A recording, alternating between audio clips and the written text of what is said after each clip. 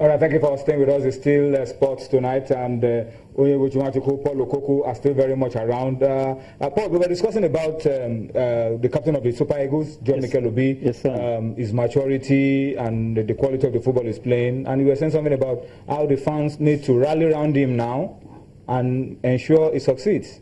Well, I'm so disappointed sometimes where the flack that he gets, you know, how he's not playing to expectation. They always refer to when he was playing for Flying Eagles. Well, you need to put all that behind us. This guy has the capacity to become a good leader, and he's displaying that right now. Think about it. When we had this unfortunate incident in Atlanta, I witnessed it because I was there with the team, the Olympic team. Okay, during the Olympic Games when they were stranded. Yeah. When they were stranded, I was there with the team. And this guy, when he came, guess what he did? He showed true leadership. He rallied the guys around, and what did they do on their first game? They trashed Japan. So personally, I would just expect Nigerians to continue to support him and give him the chance to succeed. Because when he's a human being, he's going to read articles about what has been said about him negatively.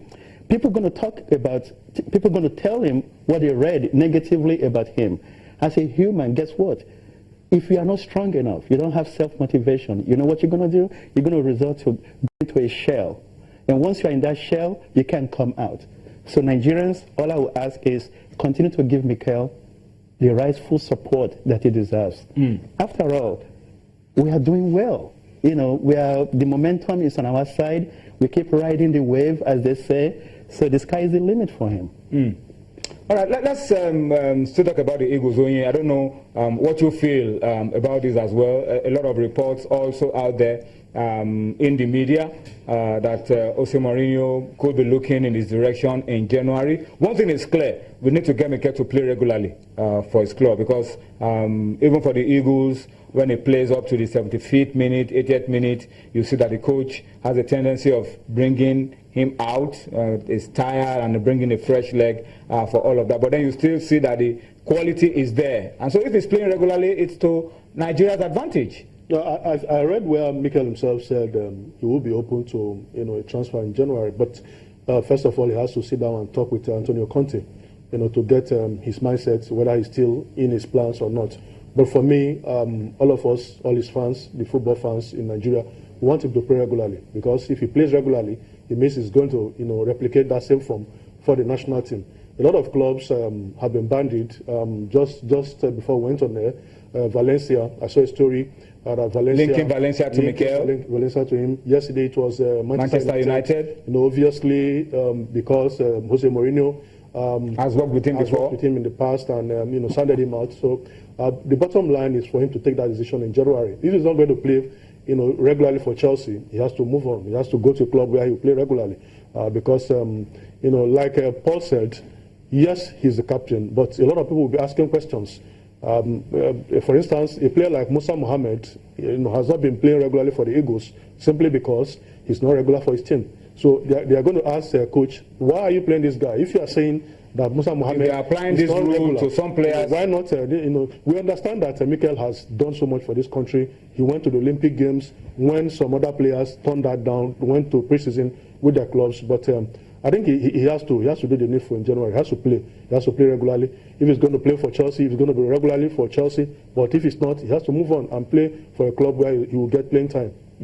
All right, let's come, Paul, to another part of the show very quickly. The last time you were on this show, well, unfortunately, your good friend, has passed on, is going to rest now. I'm talking about former Super Eagles captain, former Super Eagles coach, Stephen Okechukwu. But you guys were involved in some charity work. Yes, sir. And you've been so passionate about giving back.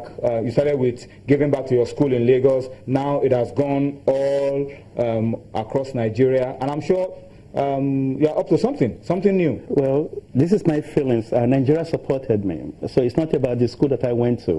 Though we started with that. We've been to Delta, of course that's my state, and then we've been to Jos, and this time we're taking it to Abuja to help we are organizing a soccer tournament for the IDP camps, the children in the IDP. And I would like to extend my appreciation, of course, to Honorable Sani Zoro, who is the chairman of the House Committee on IDP camps, who allowed us to be able to extend our humanitarian project to these unfortunate children. So that's what we're doing. And let me remind you also that in 2014, when you had this Nyanya blast, when it killed and maimed a lot of children, Stephen Keshi and I were supposed to go to the children's hospital. But unfortunately, to donate and do a lot of things with them, but unfortunately it was called for national assignment. So we never had a chance, accomplish that. So I went back to the United States while he went to do his own thing. So when he died, I came home specifically for that. And I went to Jos to accomplish the promise that we had made to go donate to the Nyanya victims. So that's what I did in Jos. So I'm very passionate about this, and Stephen Keshi also is very passionate about it. So now what we are doing is getting some of my ex-teammates, like Erin Wosu, Issa Shofoluwe, Tajuddin Disu, Tijani Babangida, Dairu Sadi, Edema Fuludu. These are the guys that look at Greater Tomorrow and say, it may have been Paulo Coco's project, but Paulo Coco, you need to stand on the side, because this is not about you. It's about the children. Wow, I respect that. A-Team Essen was supposed to join us too. So I'm so happy that my ex-teammates are looking at this as a national project instead of Paulo Coco's project. If you don't mind, I would like to show you something here. The phone is not going to ring, by the way. I know it's against your policy. Yeah, to have your phone, yes.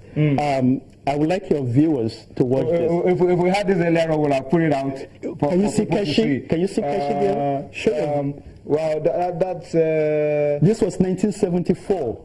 Where's Keshi here? What I will do, what we will do is... That's Keshi right there. And that's me. Wow. And that's Raymond King. What we'll do is we'll send this picture to our producer, and then they will create a slide for people to see on the screen. Absolutely. That would be awesome. Because they need to see how this guy was innocent when he was in his preteen age. Wow, that's we'll try and get this across to people. He's putting you guys in suspense. This is a great picture. Yeah, what we'll do, when Stephen Keshi was a kid. Yeah, yes. What we'll do is that we'll go on a break, then we will send this to our producers and the graphics guys and see whether they can put it out on the screen for everybody to see. So absolutely. We'll wrap up the show. Yes. We'll reproduce those pictures, this picture. Yes. And then you will identify for us the person that you are calling Stephen Keshi in the picture. Absolutely. Because it doesn't look so different. Yes. As a kid. Yeah, man, that was good. You got that. Oh my goodness. But firstly, I would like to thank Dr. Ibokwe. We used to call him Libansky. When I went to North Carolina about a month ago for Francis Monedafe's book signing, because he just launched his book. And I think he's coming to Nigeria as well. He's coming to Nigeria. I was so proud to be part of that. Another former Nigerian international player. Exactly. So the doctor who was our teammate then, he was in that picture. He actually gave that picture to me because he was so proud of our accomplishment together back in 1974. All right, that's really, really interesting. All right, Oyin, stay with us. We will go on a break, and then we'll bring in Tajuddin Disu. Okay, maybe we'll just allow Oyin to go for a rest. We'll bring in Tajuddin Disu, another former Nigerian international who played alongside Paulo Coco. The guys in the 90s will not know all of you. It's a pity. But those of us who, Tony, anyway, why do you always want to take me there? No, you're not old. People of 90s. Yeah, I mean, these kids. Are you one of those guys that always come up with these best Nigerian players, best 11 players? It's like those in the 60s never existed. No, like their generation, that's the biggest disservice to anybody that served Nigeria. To limit it's them so to a certain era. To limit them to a certain era. You're talking about Tony Igwe, who captained Nigeria in 1968 Olympics. It's never in the conversation. You're talking about Victor Odua. You were around at that time. How many of these guys were around? There you go. So please, please, it's history.